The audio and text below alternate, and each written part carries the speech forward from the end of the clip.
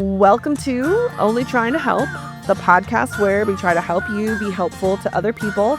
My name is Dr. Kate Watson, and we're going to talk a little bit today about the well-meaning things people do when they're trying to help each other with their money, which is something that I know brings up a lot of stress and anxiety for people. I brought on a great guest, good friend of mine, Neal Regino, who is a financial advisor and managing partner of Evolution Financial. And Neal also has his own podcast. So, Neal, thank you for being here. How are you doing? I'm great. How about yourself? Good, good. Tell us a little bit about your show so that our listeners will click right over and check out yours.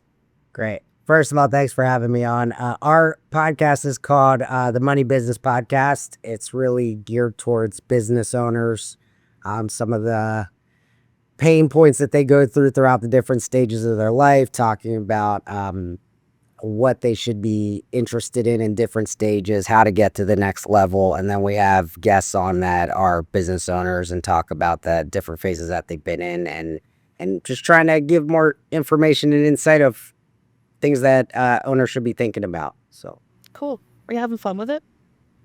yeah, I've been talking. Number one, I get to talk with my business partner Brian Wayman a lot because he's the other co-host on there, and then we bring on some pretty cool guests. We've had the CEO of a big insurance company was on there last week, and then I've got a big influencer local to Philadelphia who's coming on this week. So should be fun, and yeah, it's been a learning experience for me. Yeah, So. cool.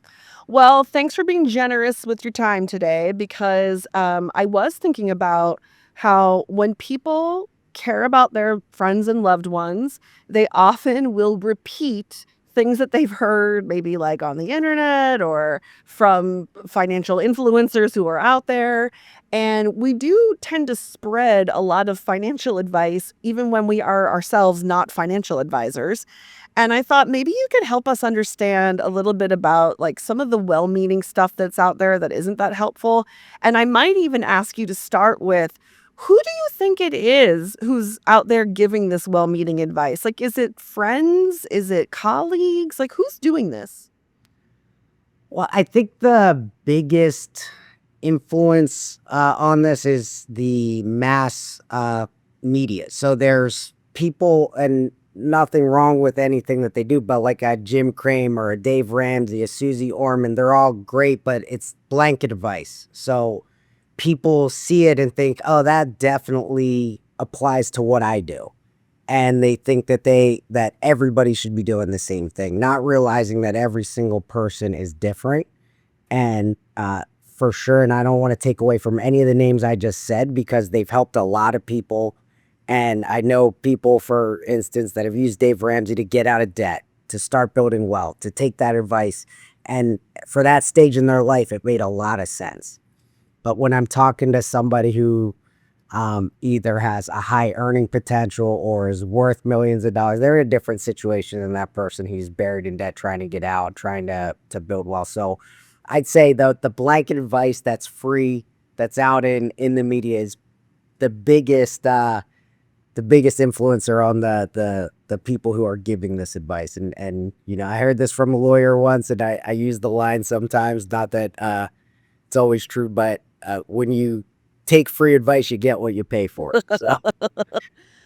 Yeah, that's a good one. I've often heard, and I think I've even said this on the podcast before, that advice is like the junk mail of life. It just keeps showing up whether you ask for it or not. But that's a really good point. And I maybe with my cynical hat on, I would have thought that some of their advice isn't even all that well-meaning. Maybe it's about they're trying to get clicks and advertising dollars and all of that. But actually, you make a really good point that some of the danger here is that some of the advice is good. And that fools people into thinking, well, that guy really knows what he's talking about because he gave me a few pieces of really good advice. And your point, Neal, is not all of it is going to be applicable at all stages of your life. So don't be dazzled by a couple of good ideas somebody on TV had.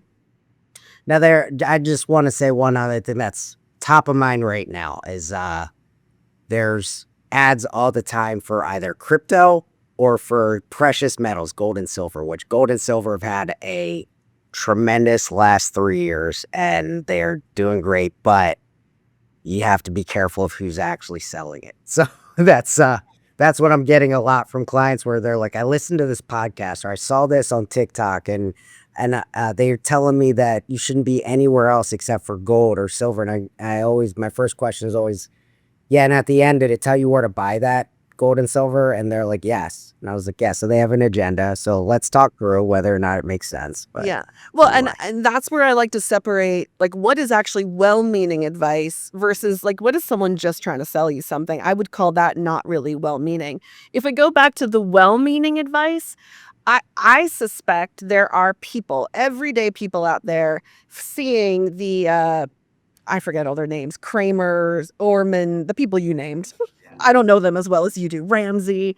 They're seeing them on their phones and they're getting some information, but then they are spreading that information to people they really love and care about, yep. people who they really want to see do well. This is the well meaning part of like, I heard it on social media, so I'm going to go tell my kids or I'm going to go tell my spouse.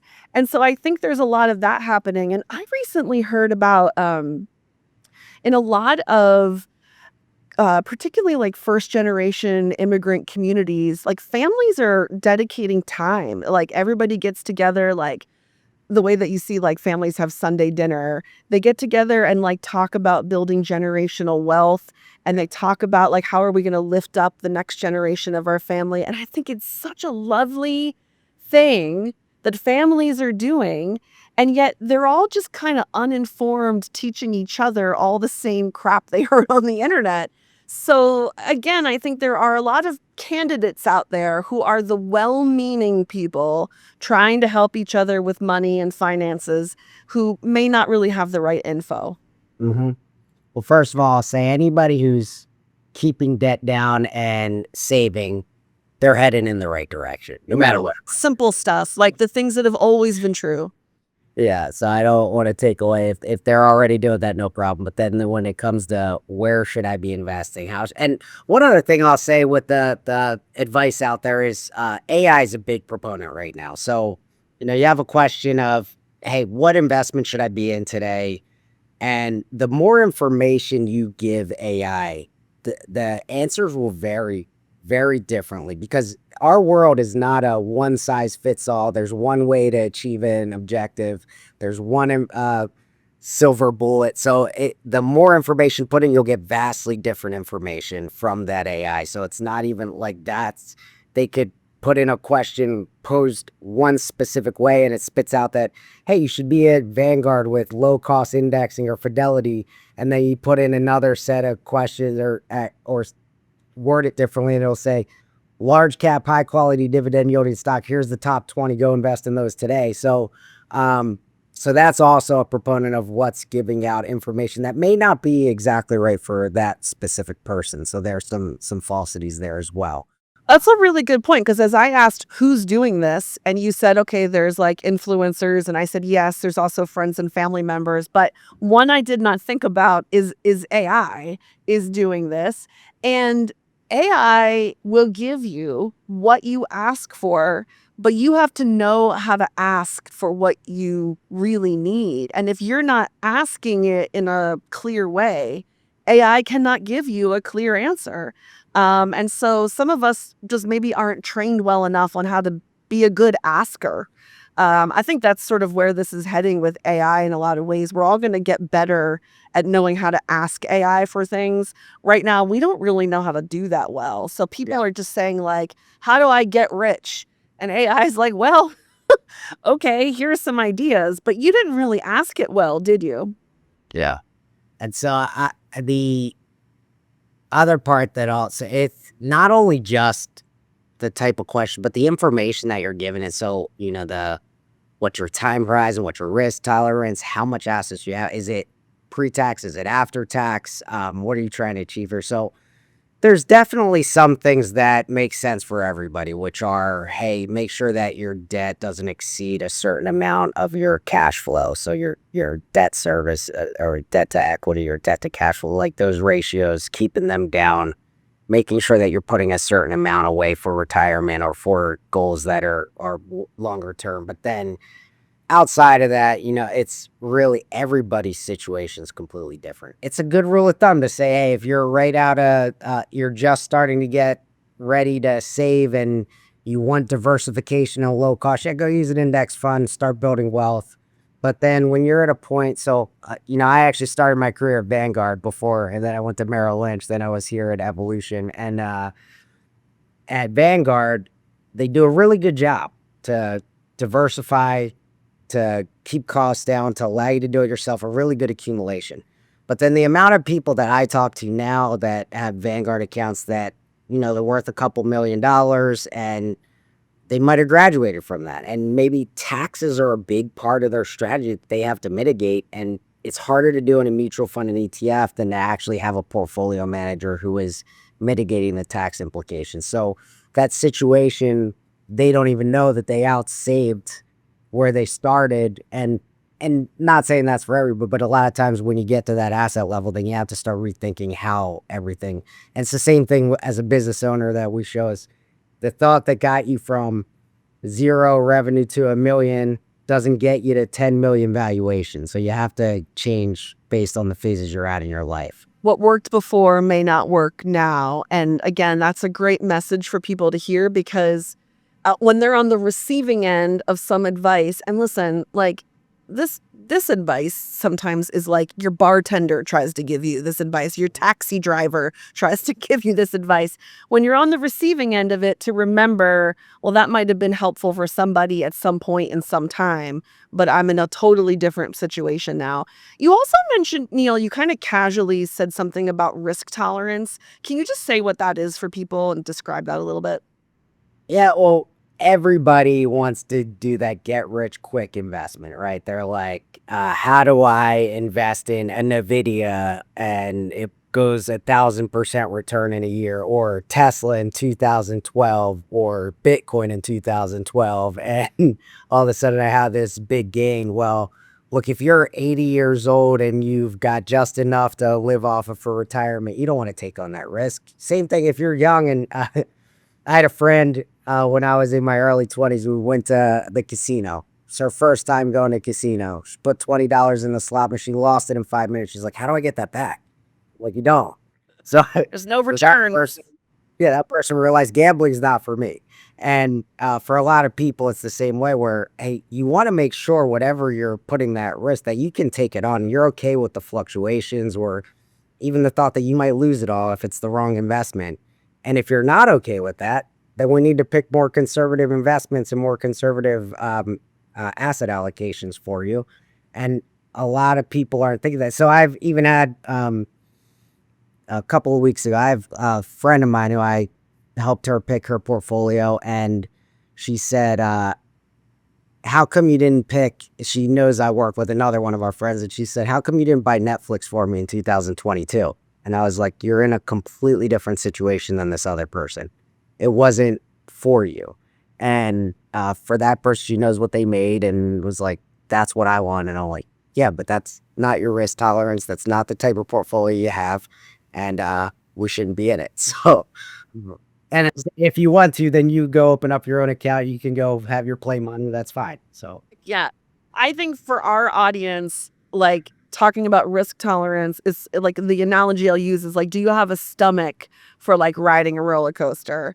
And some people are like, nope, that's not for me. I want some financial advice that will help me just like have peace and calm and no worries and know everything's secure. Okay, so maybe your risk tolerance is pretty low. You're not ready to buckle up and put your helmet on and watch yourself gain money, lose money, gain money, lose money. You're not ready for that roller coaster ride. And other people will say things like, with your gambling analogy, like you got to bet big to win big. Yeah, if you've got the stomach for that. And if you don't have the stomach for that, that isn't really good advice. And I appreciate that about your field, Neal, that like you take into consideration the like emotional response of your client. Like what can they take? What can they handle? Some people can handle the roller coaster ride. So you might take them on a roller coaster ride. And other people cannot take the roller coaster ride. So you're not going to send them on the roller coaster ride. And I wonder if a lot of people out there just don't know that you would think about those things. Yeah, it's actually a conversation I have often. So I have a big market for me as business owners, and the a commonality with a lot of my ultra high net worth clients are that they own a business, they own real estate, they own insurance or safer risk products, and they also have money in the stock market. They're all for different reasons. Now, obviously, they didn't build their business for appreciation, but typically that appreciates the most. That's usually their biggest asset. The insurance is there to not only for protection, but to have safer growth, to have a downside protection. They also can use things like annuities, CDs, whatever it is. The real estate's there because it doesn't, in general, residential real estate doesn't appreciate as fast as your market-based investments might. Same with commercial real estate, typically appreciates more, but as a whole, speaking in generalities. So it's not really there for the appreciation, it's more for the distribution where they can get an income stream that's higher than other places. And then the investment portfolio is there also for appreciation and distribution. So they're all there for different risk tolerances, and it's how they all balance each other out. And that's the same way when I'm looking at a portfolio for a client, it's what are they okay with? How can we get to their goal while putting it within their risk tolerance and having some safety nets, having some different taxable accounts. So whether it's after tax, pre-tax, tax-free gains tax, and spreading out the risk that way as well.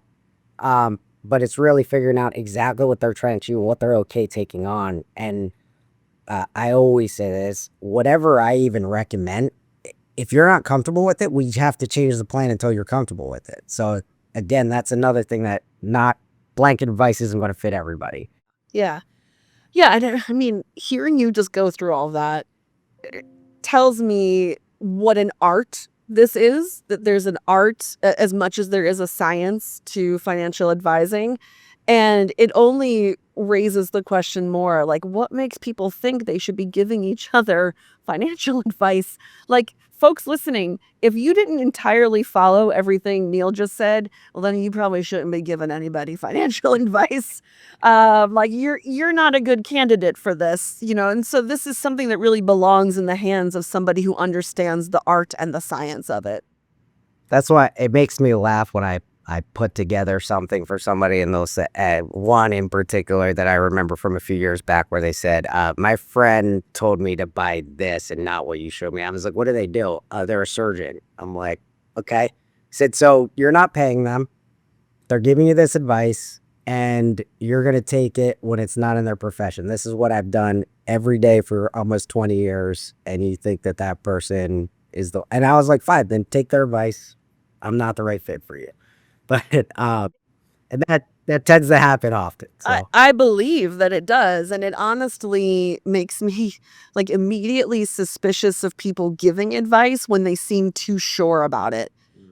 And not just in finances. I mean, in general, if someone comes at me sounding so sure about something that they think I need to do, my suspicions go up immediately. You're a little too certain. And my red flags are going up if you seem way too certain about what I need to be doing with my life. I think that's true when people give me financial advice, but it's probably true when people give me any kind of advice. Like maybe we should be slowing our roll a little bit. And I guess for the listeners, I want you to think about that as people are giving you advice.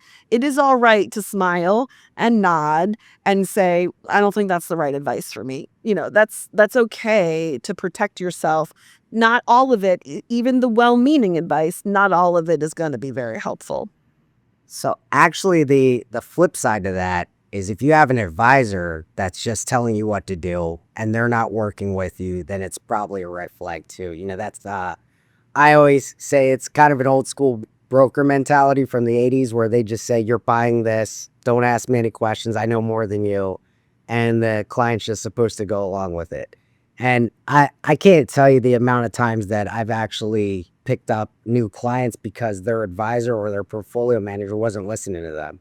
And I even have one of my best clients, she decided, hey, I want to buy gold and silver. She started in 2022. And I said, no problem. But based on where everything's at, no more than 10% of your assets.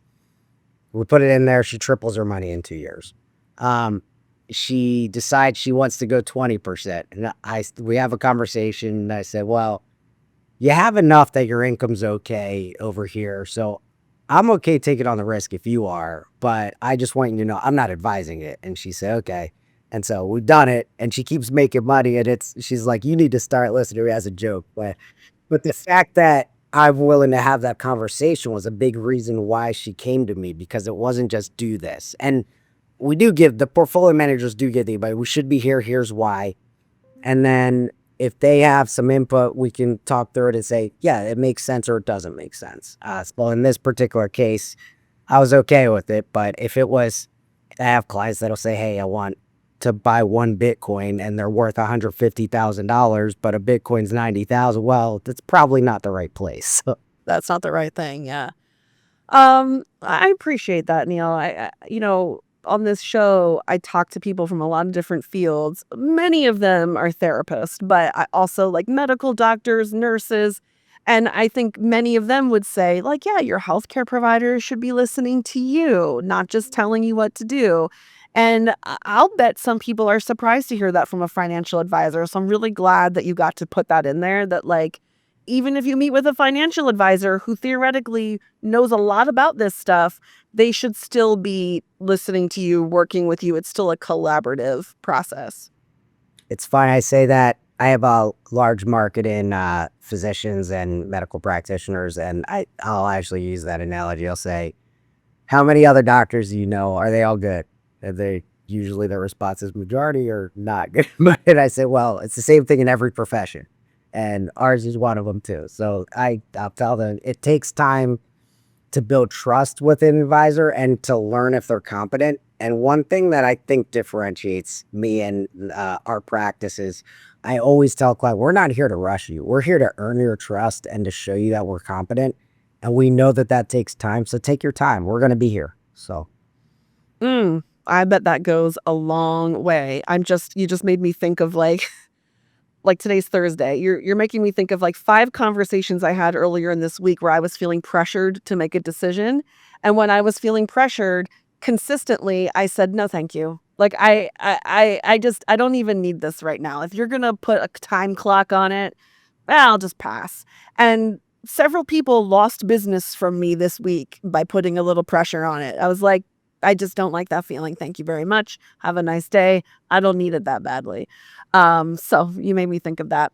As we kind of tie all this together and think about a key point, I think what's shining through for me is you said, listen, there are some basics that probably everybody knows, but they remain good advice, which is like try to keep your debt low, try to save if you can save. Like that is stuff that most of us knew. And you're saying, yeah, you endorse those basics.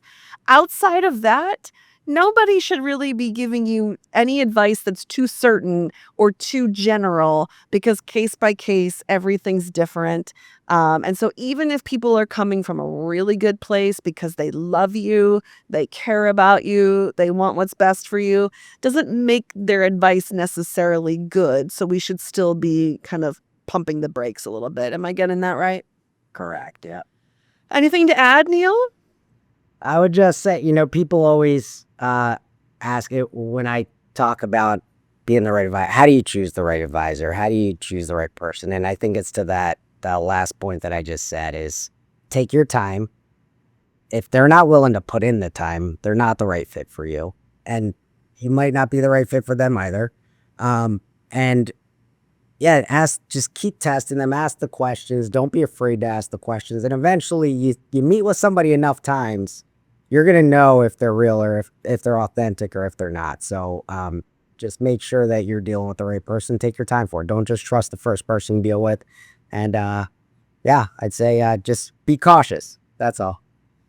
Yeah, that don't trust or accept the first person just because they're the first person. That's advice I give about finding a therapist all the time. Like, you might have to meet like 5 or 6 therapists before you're like, okay, I found somebody I can really work with. So same advice applies. Thanks, Neil. Sometimes after an episode airs, people will send questions. And if they do, and any of them feel like they're really for you, is it all right if I send them your way? Absolutely. Okay. So, folks, you can always reach out to the show at kate@onlytryingtohelp.com, or you can go to the website, onlytryingtohelp.com. And if you send anything that feels like it belongs, in front of Neal, I'll happily pass it along. But in the meantime, Neal, thanks again for being here. We will connect folks and link them to your podcast so they can get a hold of that. Great. Thank you so much for having me. I really appreciate it. Take care.